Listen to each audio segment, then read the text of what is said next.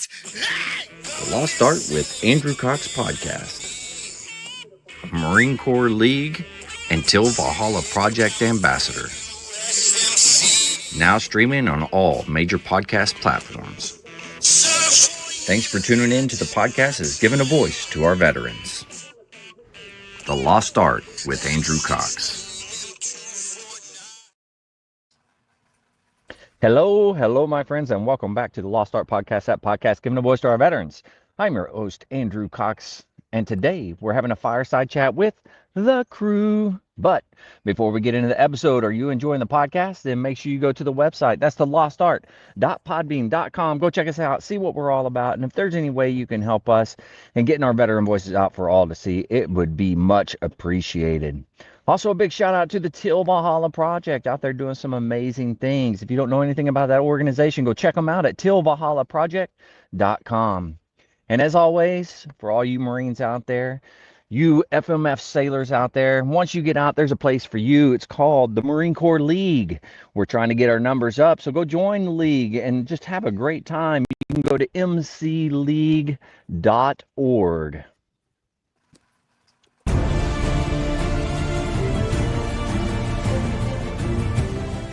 Are you a Marine veteran?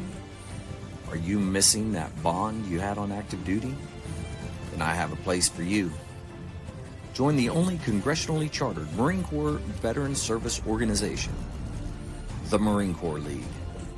Get that brother and sisterhood back in your life. Become one of the fewer, the prouder, a Marine Corps League member.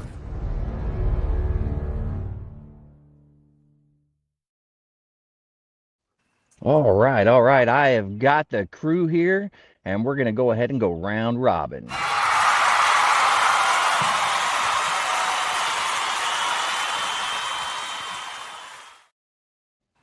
You guys get to see what the show actually looks like in real time. Man, look at all this production. That was pretty cool. I was like, did I lose everybody? And I was like, oh, there's video. But Pretty now cool, you're making right? me feel like I got to wear a suit the whole time. Hey, you got to do what you got to do, Yeah, I got to go shave and put a collared shirt on now. Mark's the only one prepared. Son of a gun. Mike, how you been doing? I'm doing good. It was a decent week. A little busy here and there this week, but I can't complain. Got to go to Florida this coming week, so I got to leave early in the morning and go down there and help out with our shops in Florida. So got to go down and help out there. One of our coworkers is his son and daughter-in-law are having a baby this week. So I was asked to go down and help do a little coverage, which is fine because I'm taking a vacation in May. So somebody's going to cover my tail in May. So I like it. Yeah, that's good. Well, getting a cover for somebody, it's always fun. All right, Mark, how you doing? I'm doing great. It's been a very busy week. I've been doing some nonstop cram studying for an exam I got to take tomorrow morning. And, that's right. So it's been a busy week. Busy week as far as work and then study. Yeah. Well, thank you for taking some time out to do this. I better pass, and I won't even find out if I pass this test. They won't even tell us till the middle of May because they got some automatic testing shutdown. So wow, automatic scoring. So I won't even know my score till like the middle of May. So what's the test crazy? On? It's on accredited financial counselor. Oh, okay. Since since I'm in the financial readiness program at the Wounded Warrior Project, and we do financial counseling. So there's a big difference between financial counseling and then advice. So we have to do counseling. We have to do education. We can't give them advice. We got to teach them about all the different stuff, and then they have to make their decision. And we just help guide them on their goal, but we cannot advise. Yeah. Because we're not advisors. Yeah, that makes sense. Well, it says a lot that they actually put that much into it. That oh yeah, they want to test you on it, and you've got to be tested on it. Oh, So yeah. that actually What's, speaks volumes for what they're trying to do at that point. It's It just is, not and it's somebody's personal opinion. It's like, no, this is the truth. This is the information. So Yeah. I like that. So, All right. Mark, are you taking that through an organization? Is somebody sponsoring you? I mean, is there how is what road did you get to this? it's for my job. It's for my position at work at the Wounded Warrior Project. Because as a financial counselor, they want us more, more prepared, more professional, everything like that. So the Wounded Warrior Project actually pays for the course, pays for the tests, everything. Wow. Okay. And then I still get to use it. I could go get a side hustle as working for some company doing it, using that. So we're allowed to do that also, which Wow. being really good. Yeah, nothing wrong with that. Very nice. Yeah. All right. Well, Sensei, how are you? I'm not gonna lie, I'm tired. This last week was exceptionally busy. So I was the sound guy for our school's musical. Tech Week started on Monday, so be at school at 7:30 in the morning, and then rehearsals didn't end until 8:30. So by the time I got the rig shut down and left, it was 8:30. So I was like probably spending 13-hour days, Monday, Tuesday, Wednesday, Thursday, Friday, and then after our 2 shows on Saturday, I had to tear down the rig, which even with help still took over an hour. So yeah, it was 6 days of 13 hours or more. Wow. So it was a long week. And then on Friday, I had a school board work session. So from 8 o'clock in the morning till 3 o'clock in the afternoon as a school board. So basically, as soon as I finished that, I had to run back. I had my my ninja suit with me, So basically, I went from the school board meeting back to the school, put on my all black outfit for opening night on Friday night, and so it was real busy. So I had in all the copious amounts of time spare time that I had, I also had to do my pre-reading for the school board meeting, and I mean, it was a busy week. So, but now finally I get to smoke a cigar. Yeah. So this is a Rocky Patel. This is the vintage 1999 series with the Connecticut wrapper in a Robusto size, classic Robusto size. It is I think the fill and binders are Dominican and Nicaraguan, and it's got a Connecticut long broadleaf wrapper on it. I think the website says that it is slightly spicy, but also has like a woody flavor. What does it say? Slightly spicy cigar with creamy notes. Mike, I know you like the creamy stuff. And notes of earth and toasted wood. So yeah. So So if I remember, hopefully Mark, you can keep me on track. If I remember, I'll give you the post review. Yeah, we always forget about that. I was pretty sure that was a Rocky Patel. I was like, man, that's a Rocky Patel, right? Yeah, it is. I like Rocky Patels. Among the aficionados, Rocky Patels have a mixed review, I guess. Some people like them, some people don't like them. I haven't met somebody that's with Rocky Patel. You either love them or hate them. But I guess I like them. So, and I've had this one before. I just haven't smoked one on the show. But they're a good cigar, and I paired it with this is a Weller's bourbon. So nice. We already know it's going to be a good cigar because Sensei said he already went. Eyebrows went up and everything. So I also wanted to say that I got this in the mail the other day. I just got mine this week. Yeah, and I've already started reading it. We got my bookmark there. Appreciate sending the book out, Mr. Phillips there. I'm excited to read it. Very nice. Very nice. The full story. Yeah. Absolutely. Well, I guess we can go ahead and jump into it. Let's jump into veteran news with Mark.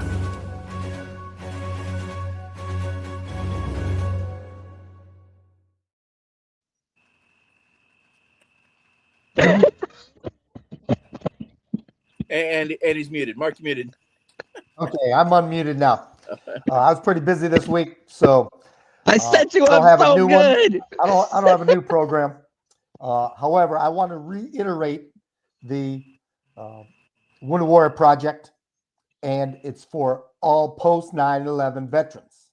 Okay, you don't have to be wounded. You don't have to have a Purple Heart or anything like that.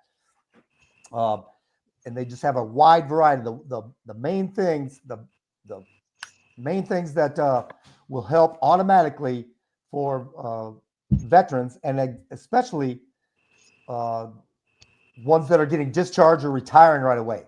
We have the Warriors to Work program.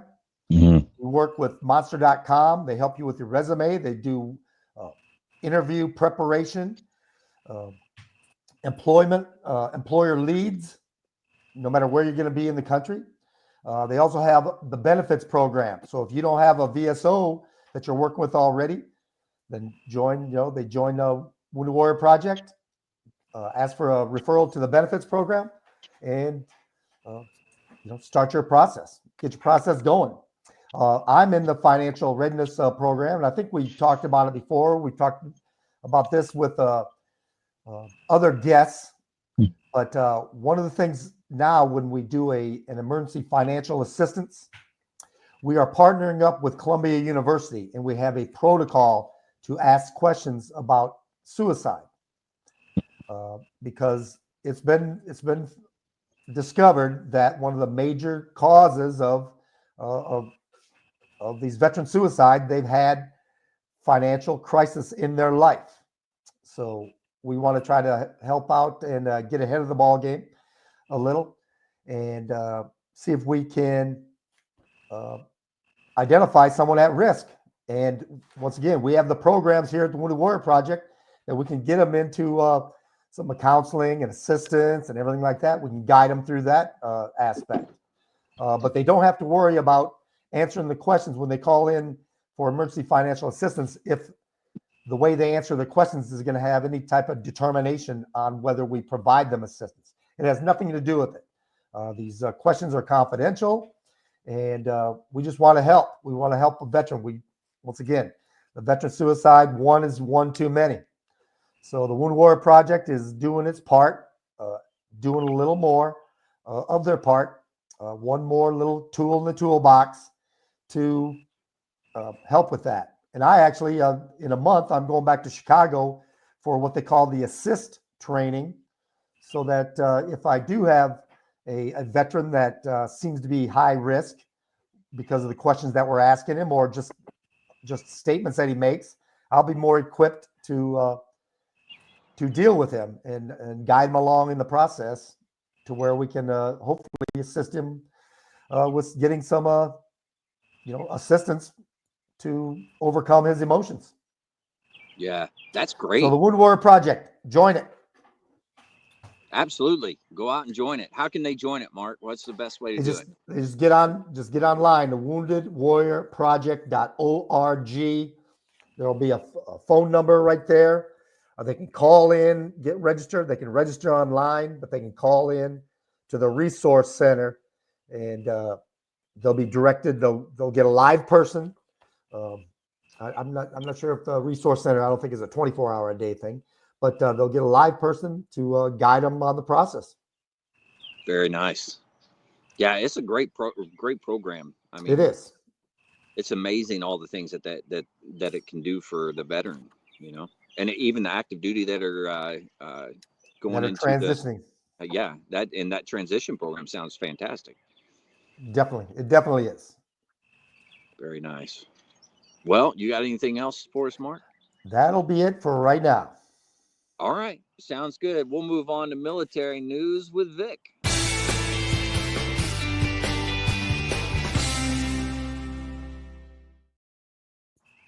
I like it.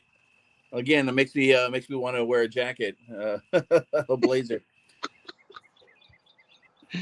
So do you guys know where the term blazer came from? I think it was a vehicle. No. Now my dad actually told me that years ago, and I don't even remember where it comes from.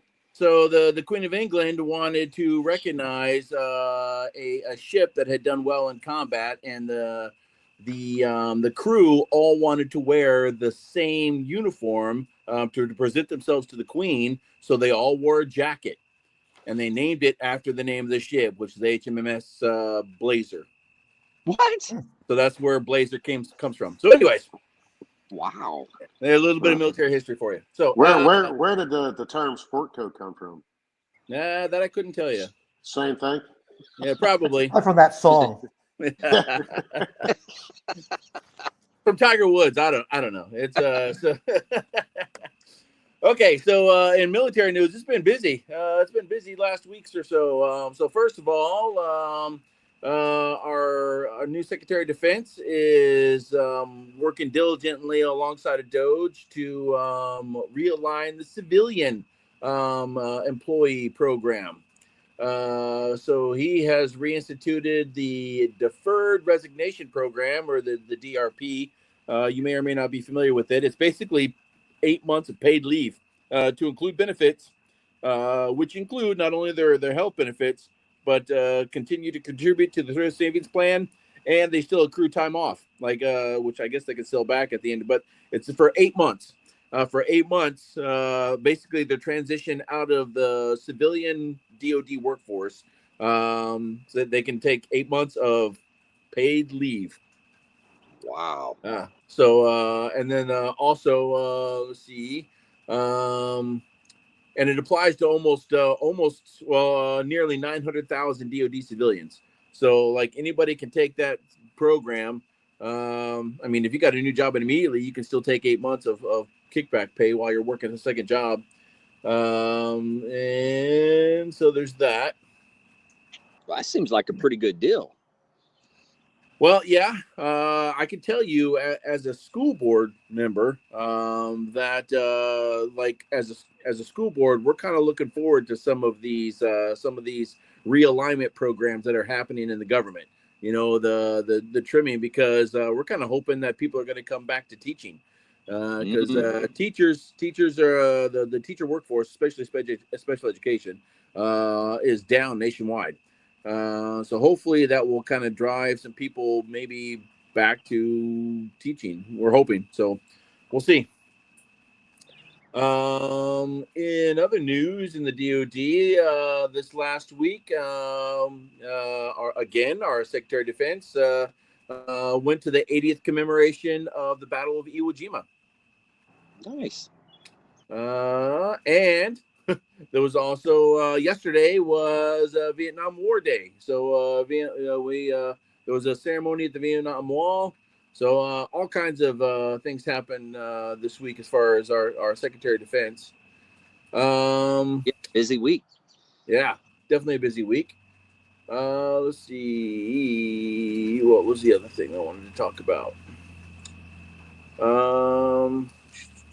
Has there been anything that's come out when you're talking about he's working with Doge, as far as finding money and anything like that? Well, they said that they're looking to use technological advances to help reduce the civilian workforce, especially in the headquarters areas, which to me says they're looking for opportunities to use AI to replace some people.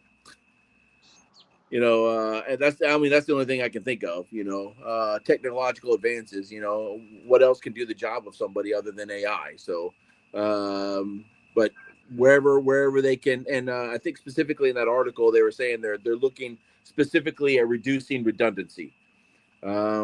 So multiple people doing the same job across agencies or across locations across the DoD. So, but that's kind of that's your question. Yeah. The last thing is a military review of fitness standards. Will find array of tests, but higher requirements for combat. So they're putting out all kinds of feelers to the service branches and saying, "Hey, we need to talk about all this stuff. You know, do we make it a one flat test across the services? Do we make it one test for male and female, or a one test regardless of gender or age?" So, like, wow, no more bonus points for age, or anything like that. So it's like everybody takes the same test across the service. Period. Dang. Yeah. So and let's see. And I'm quoting, this is military news. I'm quoting military news. Pete said Hegseth has been very public about his opposition to women in combat jobs and his belief that standards were lowered to accommodate women.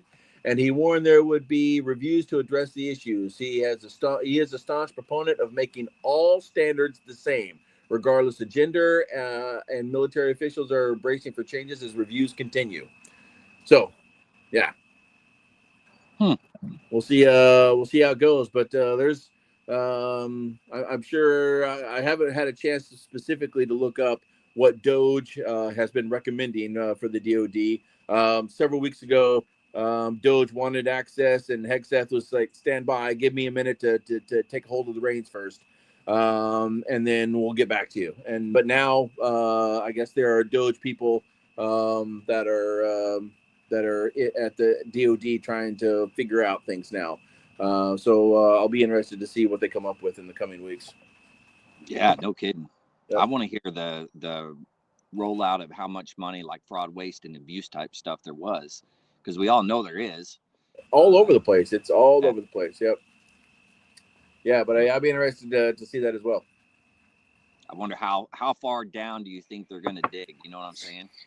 I mean, I don't think they'll go down to like probably won't even go down to the division level. It'll probably just stay at the service level. I would think, because I mean, we all remember doing CMRs and all that kind of stuff, and like all of our supply guys having to be being able to account for every penny that they spent. Yeah. Quarterly. And it's like, I mean, the money was like dope, depending on which command you were in. The money was handed out by quarter, and you had to explain where every penny was going every quarter. CMRs, where you're accounting for all your serialized equipment, make sure nothing was taken, misplaced, or whatever. It was all there. I mean, so the amount of micromanagement at the division level and lower, I don't see how there could be fraud, waste, and abuse, honestly. So I think, in my opinion, it's gonna probably all that stuff is gonna focus on the upper levels of DoD administration, but yeah. I don't know. We'll see. Wow, very cool. Well, I yield the rest of my time. Andrew, what level of this are you willing to? Can we talk about as far as fraud, waste, and abuse and stuff like that? What do you mean? What level? Well, I mean, I was listening to a podcast the other day, and they were talking about it, and I can send it to you, but it was a documented thing where they showed in the it was I want to say it was the mid 90s, but they said they were able to track it from the 80s into the mid 90s, where there were cigar ashtrays bought for ship admirals. What? And they were between $8,000 and $10,000 a piece. Oh my God! So a ship captain, not necessarily admirals and that, but they got these ashtrays.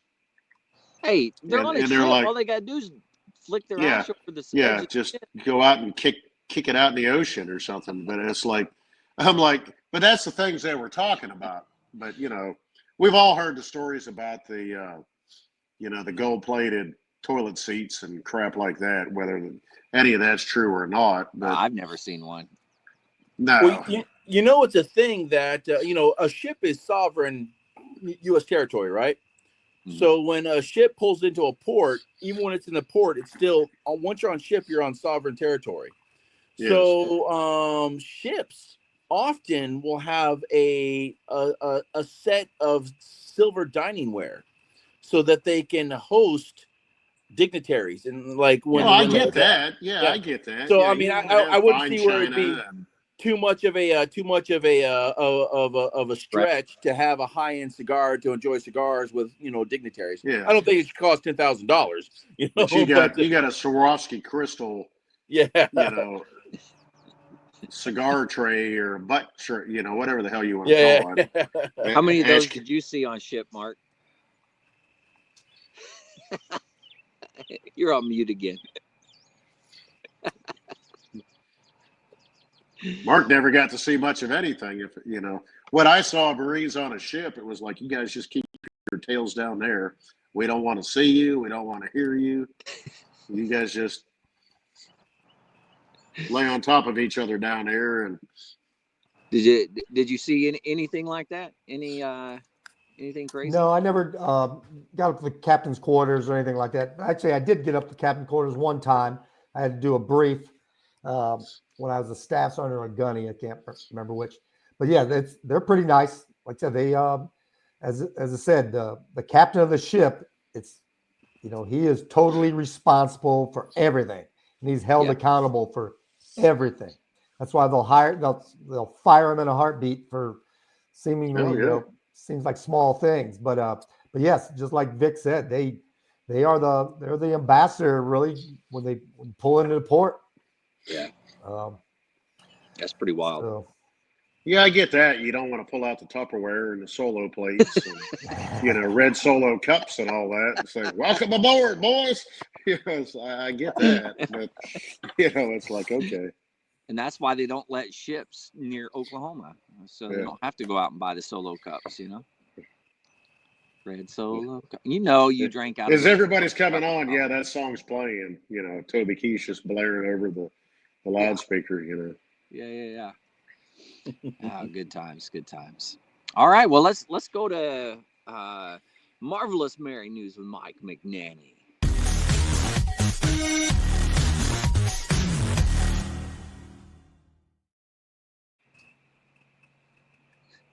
That's your cue, man. I know it was my cue. I was sitting there looking at everything. I was trying to figure out what the Scouts Rest Ranch was. I was like, what is that? I was like, that ain't my house. Very nice. I was gonna go. Vic got me all feeling self-conscious. I turned myself off for a minute. I was gonna go put on my sport coat and come back and sit down, but I was like, no, I was like, nah, that'd be stupid. So very nice. All right. Well, I actually covered this one. I want to say it was this year, since the first of the year. It may not have been, but I know I talked about it. You guys may remember it. Is the titanium artificial heart? Mm-hmm. You guys remember me talking about that? It looked like a French horn rotor, like a valve, but it's a valveless titanium heart. Right. Well, since its introduction, and it was actually tested, a man lives for 100 days with an artificial titanium heart in a successful trial before he actually got a heart transplant. Wow. That's fantastic. Yeah. Says a man in Australia was kept alive for 100 days on an artificial heart made out of titanium until a donor heart was eventually found. Wow. This is the longest ever period that any human being has ever been kept alive by an artificial heart, giving its developers encouragement that it can play a major role in supporting patient lists whose hearts are failing. Holy cow. Says 5 months ago, says 5 months ago, a man in his 40s received the Bivacor Total Artificial Heart, or TAH, after going into heart failure. TAH has no pumps, valves, or any other moving parts susceptible to wear. Instead, magnetic levitation permits a single rotor to pump blood to the body through both ventricles. He was able to leave the hospital after this transplant before a donor heart was found and was transplanted into his body. You can look it up, Vic. I mean, I already am. Yeah. No, but I mean, we understand that. Mark doesn't necessarily know what I'm talking about, but it looks like a rotor off a freaking tenor trombone or off a French horn. I mean, it's just unbelievable said in a statement, Bivacor St. Vincent's Hospital, where the surgery was carried out, and the university provided a grant for the development of this device, and so the result is a sign of the artificial heart could potentially offer long-term options for people suffering from terminal heart failure. Wow. And it's amazing to me to think that,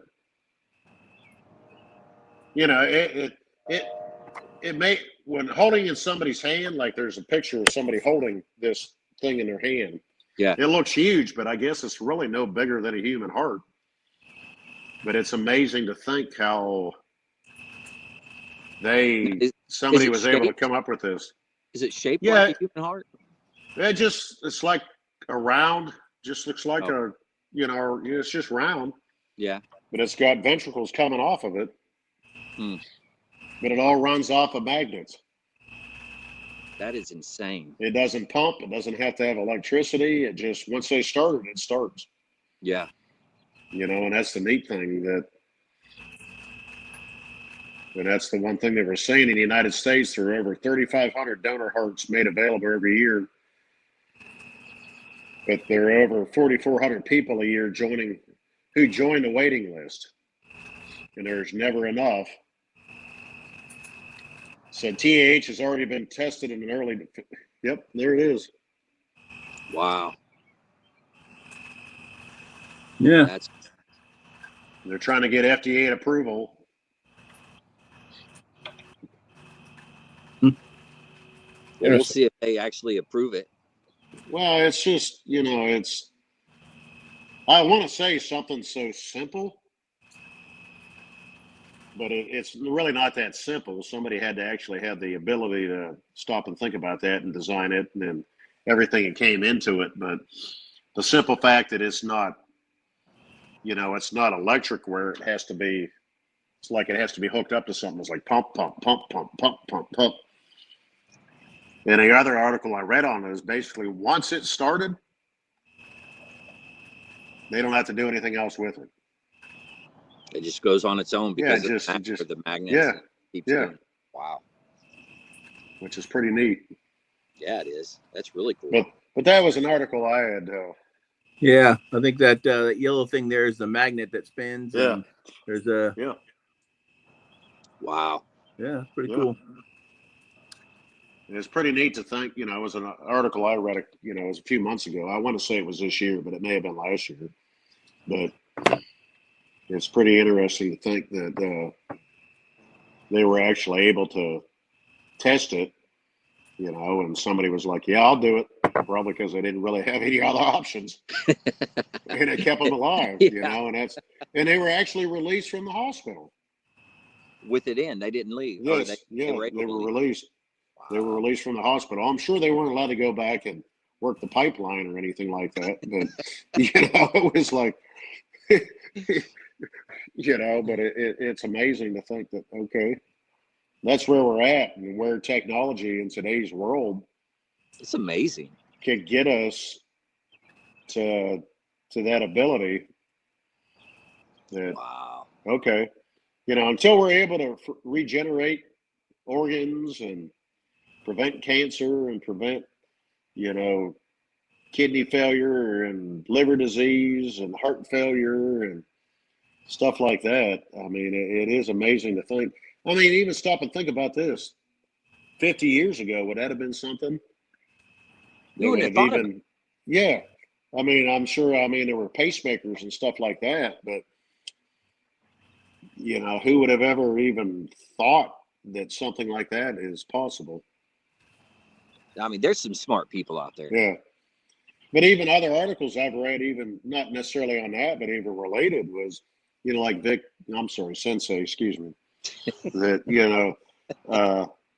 you were talking about AI earlier, and there's a lot of things now that, AI is the enemy in a lot of things. And I think it's all on how it's used.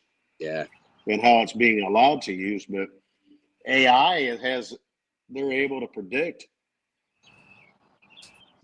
cancer or cancer outcomes or, issues in the human body that we as human beings can't do it. but they're able to predict, different cancer outcomes and identify certain things that we still can't. But this technology we created is smarter than us. Yeah. And it seems to be able to do it. It's going to turn into Terminator. That's the scary part. Yes, that's the scary part. But if it's used correctly, I think it has great potential. But it's all on how we allow it to generate and be used. Yeah. I don't know to ever be able to roll a cigar, or, like the what is it, the Connecticut Nutcracker? What is that you're smoking? Yes, the Connecticut Nutcracker. Yes. Yep.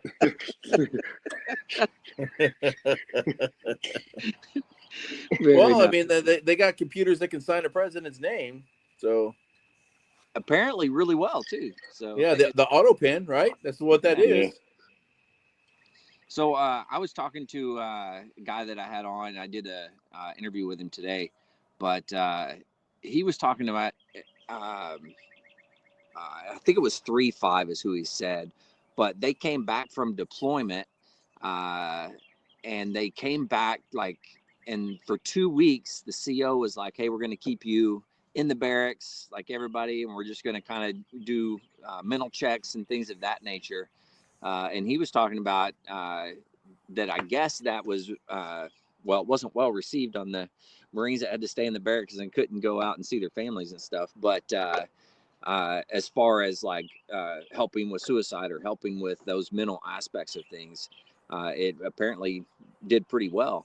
And I was telling him, hey, why can't you, somebody comes back from deployment, instead of going back to your home station, do it somewhere else, but have that 2 week, I guess, what would you call it? Decompression. Yeah. But have that. I think that's a fantastic idea. Like in Hawaii? Yeah, that's what I'm saying. Yeah. Might as well. Shoot, they'd love it if they were even intense in Hawaii. Come on. Can't be that bad. See, on the beach. Yeah, you go to Hawaii. Mauna Liki, Hawaii. Did you ever experience anything like that, Mark? Coming back from deployment? We were back, so they'd pull us off the line or out in the villages and out the hinterlands where we're at, and then we'd be on either TQ or Al Assad for like a little over a week. Yeah. Or so, just laying around, just doing nothing, just having all the check the block classes and things like that. And then, of course, when we deployed by ship, we came out, we loaded back from Iraq onto board ship. And then we'd pull into Jebel Ali, or Dubai, the port there in Dubai. And it was on pier Liberty only for like 2 nights. Oh, wow. And then we'd pull out, then we'd stop in Australia. So you had, the decompression time going back aboard ship with, light schedule, just once again, to check the block classes and things like that. So I definitely would not be a fan of that 2 weeks back in the barracks as soon as you're back at Camp Pendleton. Yeah, back home. Yeah. I mean, that's got to be rough knowing that.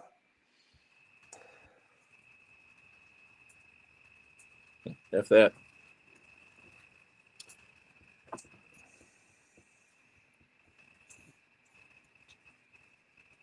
Awkward. Yep. You there, Andrew? It says you're muted. Andrew's muted. For the first time in history, Andrew has nothing to say. He's just like...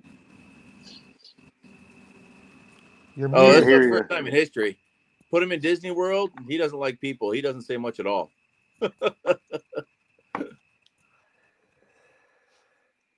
Still muted. There we go. I have no idea what just happened, but it kept going that over and over and over and over and over. It just kept doing it. Yeah, but you never seized up though. It was just really muted. That's all. Yeah. Oh, yeah, you were just going to town, and we're like, oh man, something's wrong. He's mad. He's like yelling. He's like, what? Yeah, I don't know. It's my iPad freaked out on me. I don't know. So where are you at now, Andrew? We're still in Oklahoma. Oh, okay. It is. But you had moved from where you're at? Huh? You had, like, relocated in Oklahoma, or you're still in the same place? Same spot. Oh, okay. I got you. Yeah. So it's good. It's good. Can't complain. What else we want to talk about? Is there anything else y'all want to bring up? Yeah. I mean, as far as current events goes, there's not a whole lot going on. I mean, other than all the sensational stuff in the news. Like, no. It's all good. We don't have to. But you were saying there, Sensei, that all this week that you were doing stuff with your school's talent show. It was our musical. We did Bye Bye Birdie. So last year, they was the choir director's first year doing the musical, because previously the school that I work at, it's a small private Catholic school.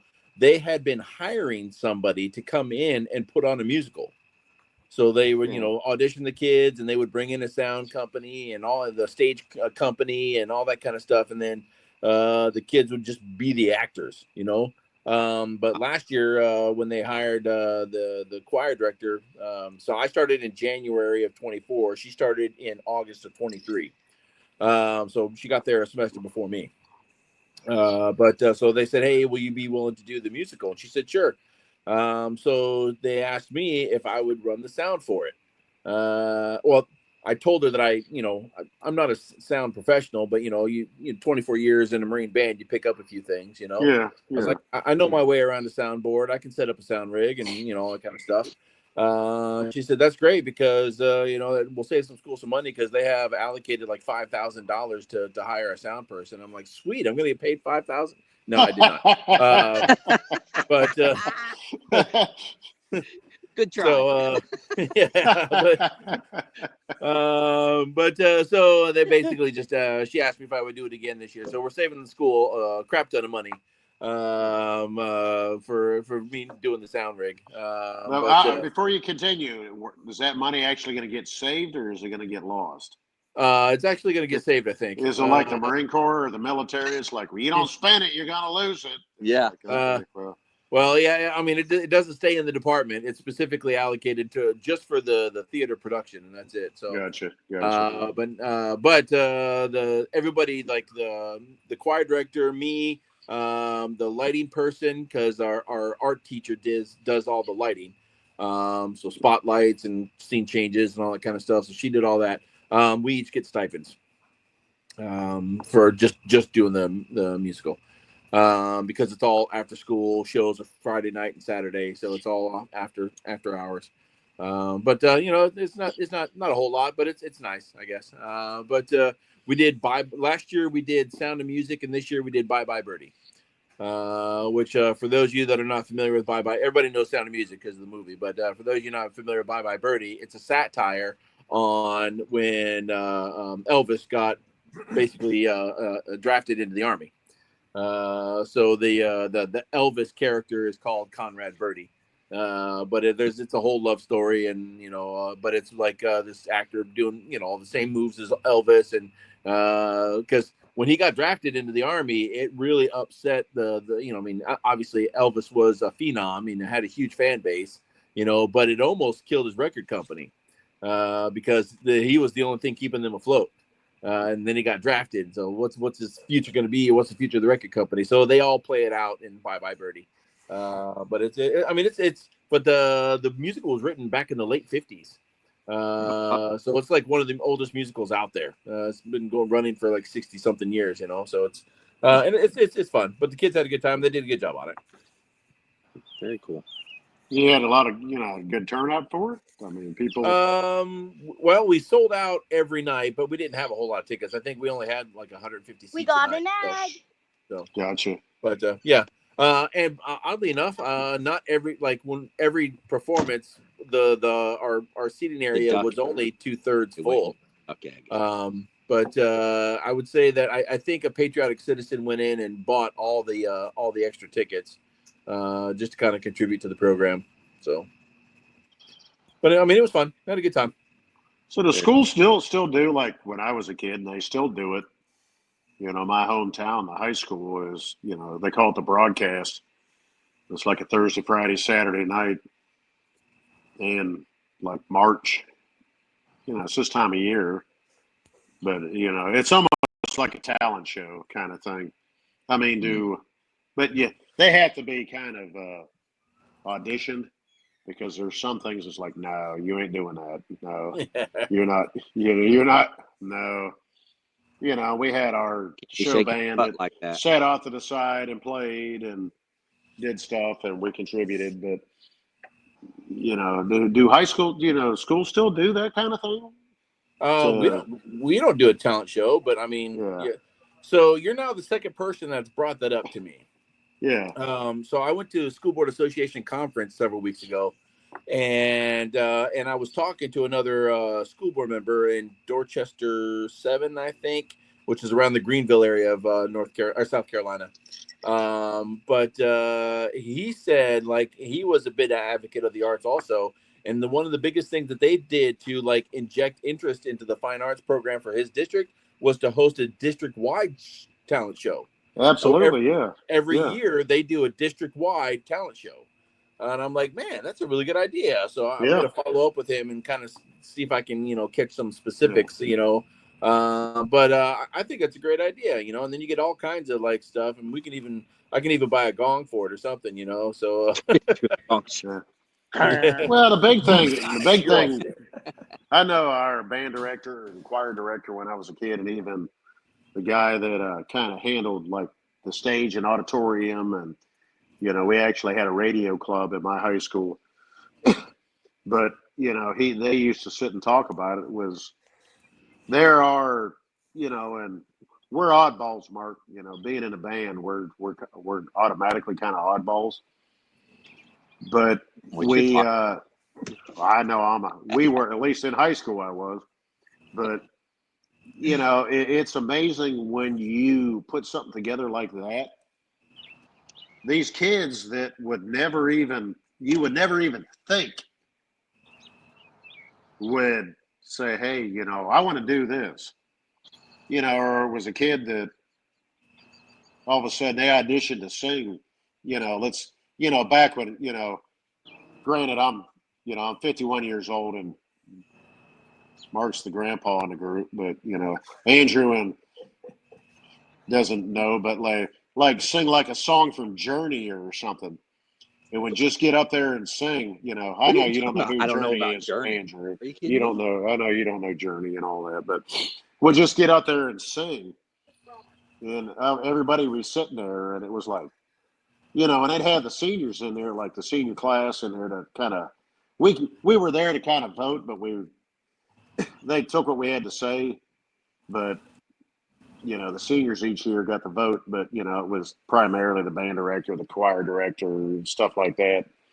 But That's really cool. but you actually would see all of a sudden this kid, this guy or this girl, just teenage kid, actually put themselves out there Yeah. to do something that they would never do any other time. And it's It really builds their amazing. confidence too. Well, yeah.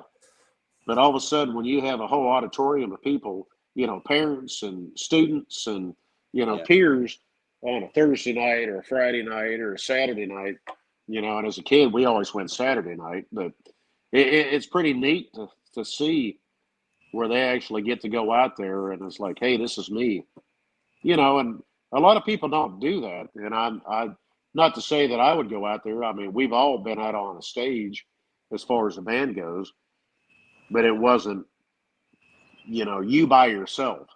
Yeah. It's just you out there by yourself doing something. And I think Mhm. that's actually something pretty neat to think that, I don't know that school programs are losing it. I know in certain areas of the country over time, it's not as important. Well, a lot of But school systems are getting rid of the arts. yeah, well, that's what I'm getting at. Is just like, you're just completely eliminating something that, and the arts don't really bring any money into the school districts. Is that true, Sensei? In your opinion, or I can you're I like can on tell your you. side? I think I got to turn my head to look at you, Yeah, I and don't you're know what like, happened. yeah, I keep my iPad split screen, so I can use my website on one side, and I have the iPad or the podcast on the other side. And when I went to full screen, it flipped me. So I don't know what's going on here. Hey, let's do this. There we go. There we go, man. look at And that. that's why they call me Sensei right there, because Sensei. that's it. It's Kung Fu Panda. That's what it's going to say next week. Is Kung Fu Panda.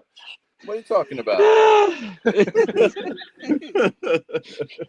No, so I can say that in both the school that I teach and the district of which I'm a school board member, arts are not valued.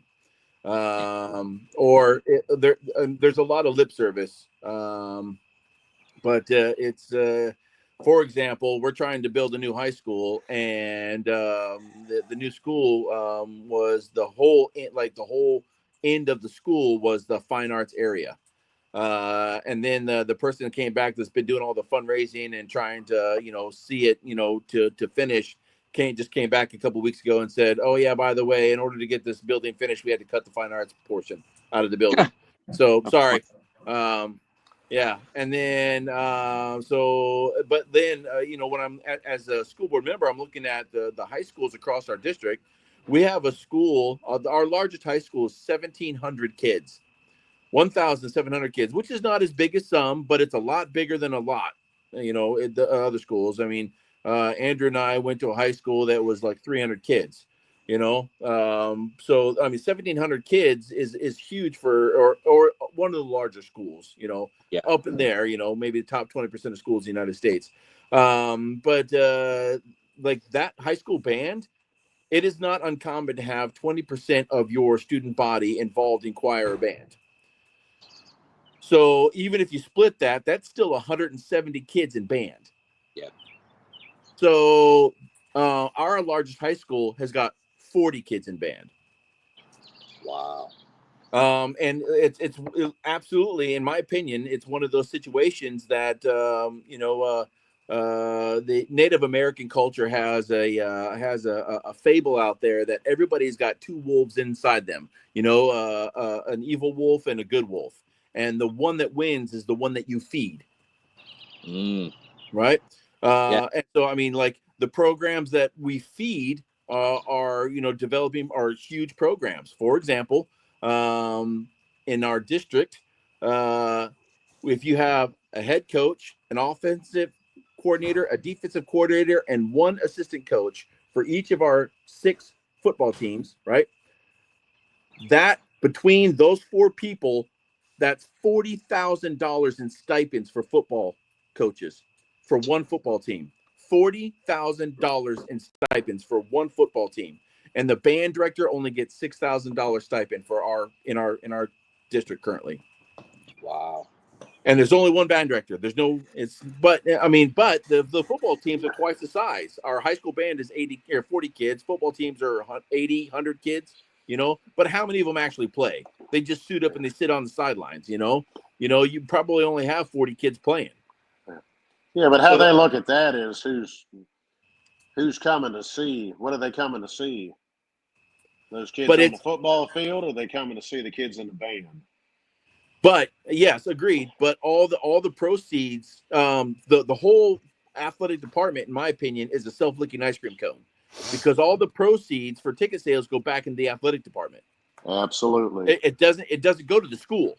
Absolutely. It goes back into the athletic to buy pads and jerseys and helmets and even the concessions are run by the athletic parents. Yeah, the booster clubs. Yeah, so the athletic booster club. So the proceeds from that go into paying for charter buses for the kids to go on the road, and all that kind of stuff. So it's and when we asked the athletic director, the district athletic director, why is the high school football head coach getting $19,000 stipend, and his only response was, that's so that we can stay competitive with all the other coaches out there. That was his only response. Yeah, so we don't lose them. Yeah, Yeah, yeah, yeah. Well, that not was because one they're thing worth that when, much. yeah, well, like when my daughter was still in high school and played, soccer for the high school, is, we had to man, the parents had to man the concession stand. And none of that money went to the soccer program. It all went to the athletic program, who then turned around and applied it. In Southwest Georgia, it's football and baseball. Hell, even the basketball team didn't get it. Dang. It's crazy. But, it's just sad. I don't know, Mark. I mean, did you play sports when you were in high school, when you were a kid? Only the first couple years, not the last Yeah. 2 years. I mean, I'm not talking bad about sports. I'm all about anything that'll put any young person into a program that teaches them to be a part of something bigger than themselves. Yeah. And that was always my thing with my son and even my daughter. And my daughter played 2 years of college soccer. And then after as a goalie, too many hits to the head and too many balls to the side of the head. And she's like, I'm done. I can't. She flat out made the decision. She's like, I'm not doing this anymore. Yeah. Yeah. She Probably a said, good call. I want to be a vet, and I can't, and I was fine with it. And Kelly was a little, perturbed with her about it. She's like, well, you just can't quit. It wasn't because she didn't care about her, but, there was a lot put into that. Yeah. And Abby flat out said, she's like, I can't do this anymore. I can't take getting kicked in the head again. I can't, Golly. and, she said, I want to be a vet. That's what I want to do, but our son played hockey and he had multiple concussions. But, there was my whole thing for the two of them was always just to be, and my dad always said that to me. He said, I never really, my dad never pushed me into anything. And I kind of wished at times he had. In a way, it was almost like he didn't care. But he was like, I'm not going to tell you what to do. Yeah. And I played football a couple of years and got my foot crushed. And I was like, I'm done. And I made a decision to go to band, Yeah. But his big thing was, it's like, hey, if you put a kid in a position, like you were saying, Vic, to actually get something and put them in a position to go a direction that's going to keep them from running the damn streets. Yeah. It's And important. there's a lot of, and sports is a great thing. Both of my Yeah. kids did it. They were both in band and they did it for a little bit. And they're like, yeah, it's not for me. I think they did it for me, but they still did it. But, Yeah. it was okay. I don't care what you do. Just, I want you to be a part of something that's bigger than you. Yeah. And just to have that understanding. And that's a Marine Corps thing. We all learned that. Oh yeah. At the Absolutely. end of the day, it wasn't about you or me or any of us. It was, we were a part of something bigger, Yeah. and I think that's what kids need. But the big thing with, like band and choir and drama and stuff like that, it's a side of sports. There's a group of kids out there that don't have that ability or they can't do it, but they can find a family in the band or in choir or in drama. They're the oddballs, and that's how a lot of people look at it. We're all the oddballs. Even you, Mark, you're an oddball. Sorry, but, we're, Like it or not. we're all the oddballs. Yeah. And it's amazing how we all have this. The band fits into the Marine Corps sense of humor. That's true. Yeah. And I'd agree. that's literally, that's the interesting thing. We all saw, what was it? what was the movie? American Pie. You know, the band. You know, stuff like that. And that's the joke. And you've all heard the story where that's where I met my wife, was in band camp. She was a flute player. Yes. Yeah. But It all makes sense now. It's all coming together. But you know, we're these strange animals that all seem to have this common bond. That, you know, say my name, bitch. Say my name.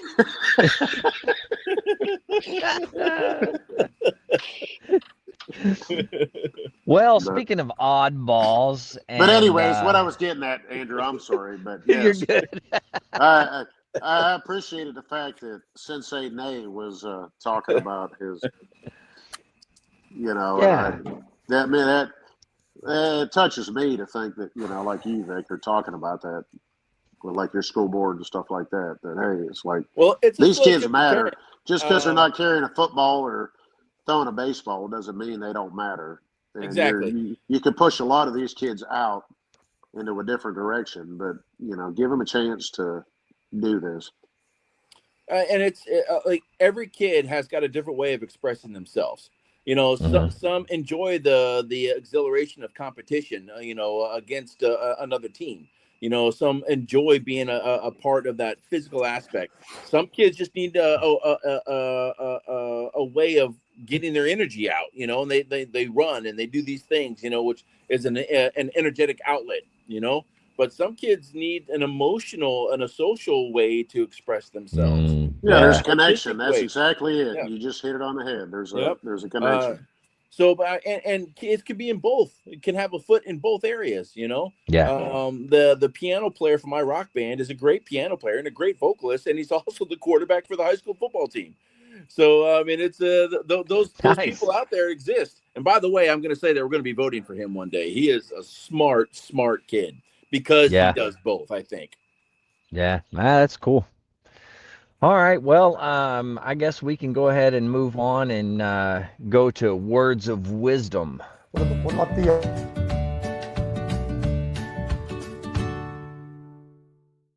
Look at that.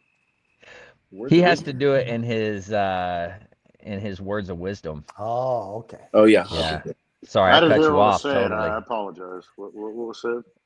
He was asking about the cigar update. Yep. Oh. Yeah. Well, I'll go first. Words of wisdom. Andrew's doing one. Yeah, this is important. So, if you ever find yourself sideways, you got to figure out a way to right yourself. Thanks for that, Sensei. I appreciate it. Agree. Yes. Sensei, go. You could go. I live to serve. I'll say, don't be the best. Be your best. Okay, that's good. Yeah. Well, let's hear the cigar review. This is I like it.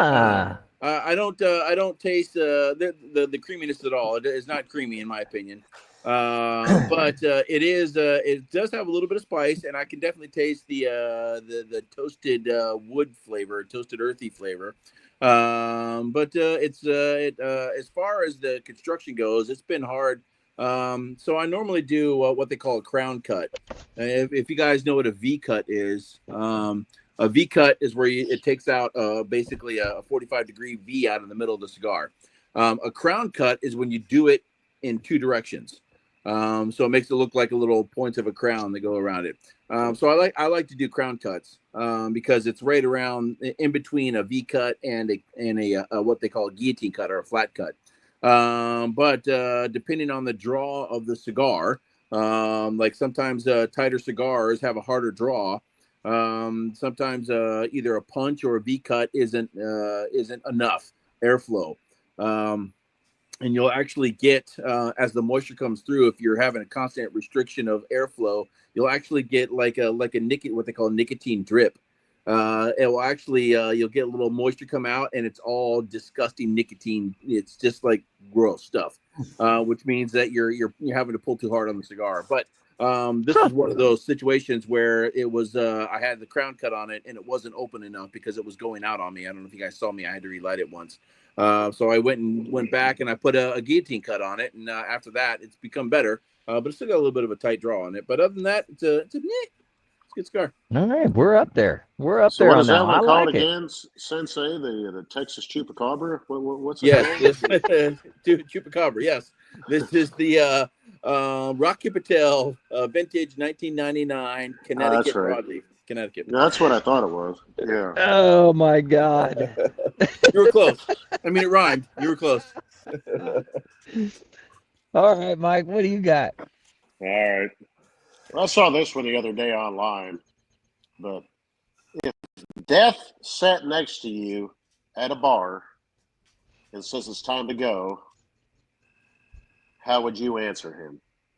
What regrets would you have?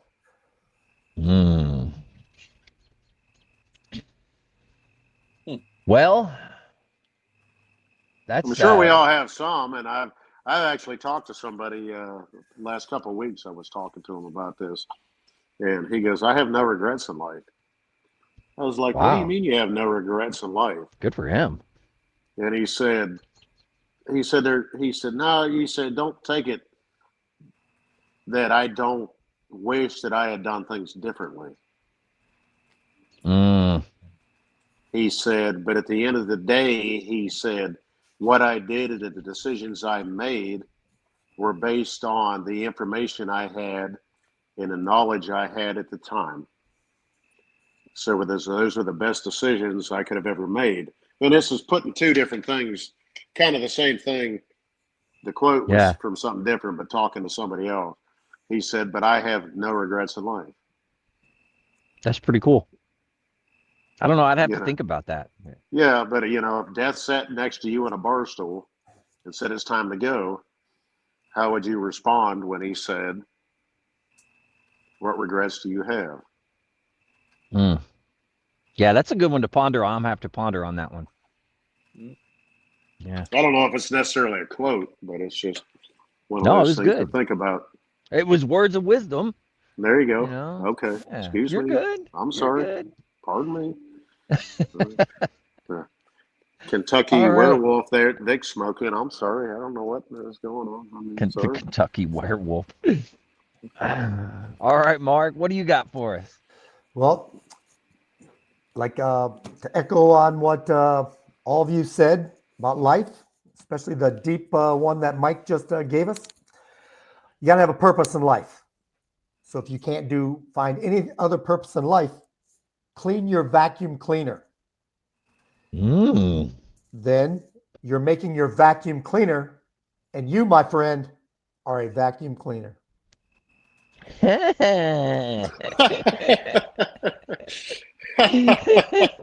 That's good. That's good. Man. Holy Mark. Yeah, I'm telling you, I hope you have all these written down for your book. I'm telling you. They're in there. They're in there. We got to get this going. We got to get that book going.